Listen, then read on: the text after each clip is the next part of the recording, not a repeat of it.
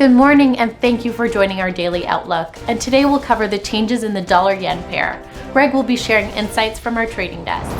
The dollar-yen pair has added 0.4% in the last three sessions. The stochastic RSI has collapsed into the oversold zone. Bitcoin has fallen 4.8% in the last session. The ADX plunged into the negative area. The price of gold has fallen 2.5% in the last session. The Williams indicator has moved sharply into negative territory.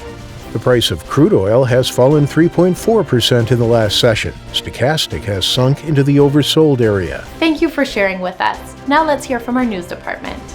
The Dow Jones Industrial Average climbed 0.76% after the release of an upbeat ISM manufacturing PMI reading. The crypto market saw its sharpest decline in 2 months, with Bitcoin falling 5% and many other altcoins falling as much as 10%.